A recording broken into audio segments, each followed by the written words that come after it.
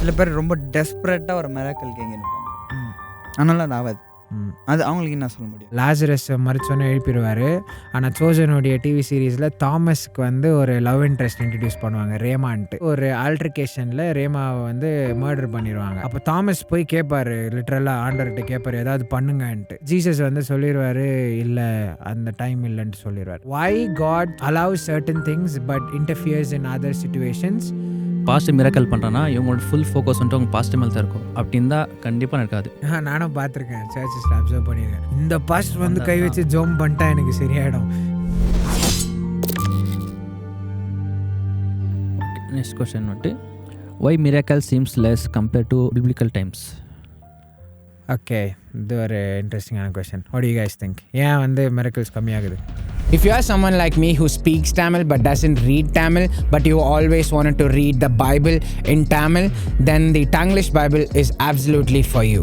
The Tanglish Bible is a Romanized version of the Bible, meaning the Bible is still in Tamil but it's written in English, so hence the name Tanglish Bible. This is really great when you're reading through the Bible in English or any other language for that reason and are struggling to understand the meaning of a passage because you don't speak that language.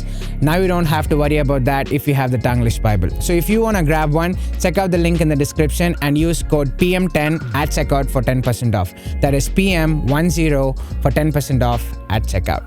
Now back to the video. What do you guys think? ஏன் வந்து miracles கம்மியாகுது? I do not know. Cliff கணக்கில் இது answer. Okay, Dharshini. கண்டு விசுவாசிக்கிறதோட காணாமல் விசுவாசிக்கிறது.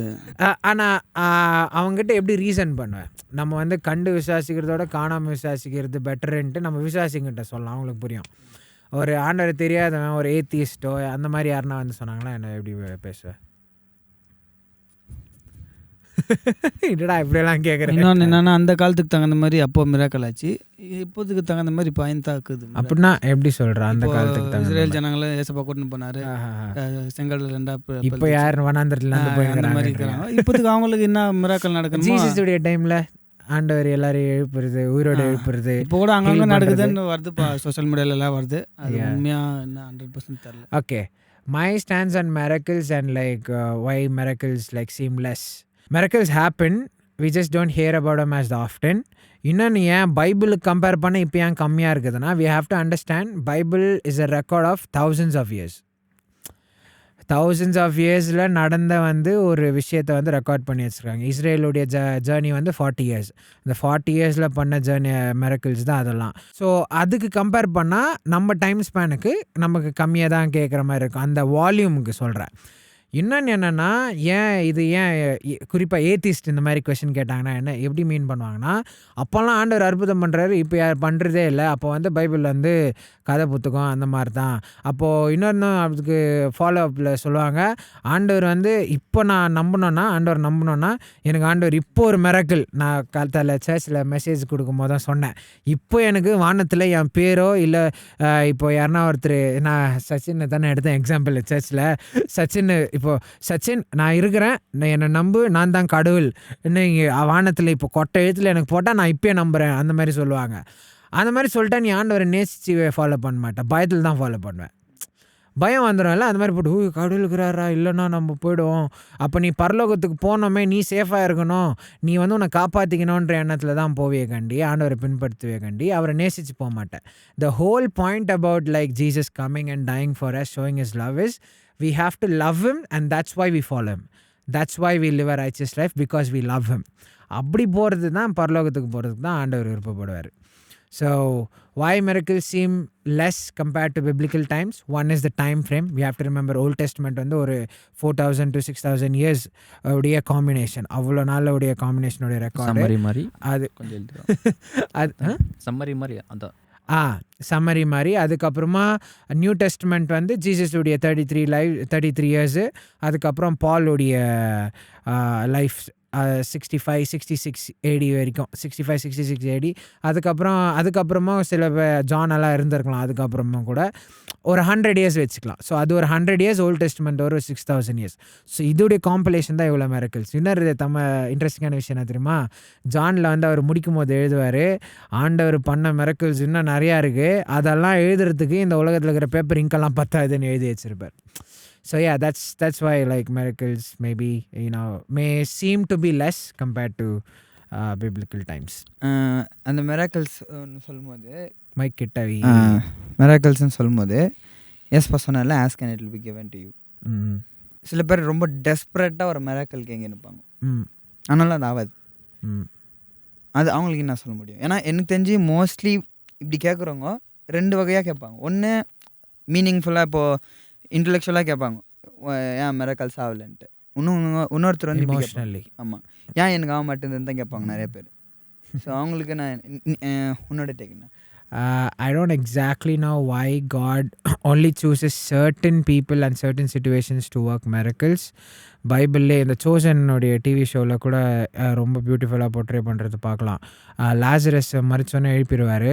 ஆனால் சோசனுடைய TV சீரீஸில் தாமஸ்க்கு வந்து ஒரு லவ் இன்ட்ரெஸ்ட் இன்ட்ரடியூஸ் பண்ணுவாங்க, ரேமான்ட்டு. ரேமா வந்து ஒரு ஆல்ட்ரிகேஷனில் ரேமாவை வந்து மர்டர் பண்ணிடுவாங்க. அப்போ தாமஸ் போய் கேட்பார், லிட்ரலாக ஆண்டவர்கிட்ட கேட்பார் ஏதாவது பண்ணுங்கன்ட்டு. அப்போது வந்து ஜீசஸ் வந்து சொல்லிடுவார் இல்லை அந்த டைம் இல்லைன்ட்டு சொல்லிடுவார்.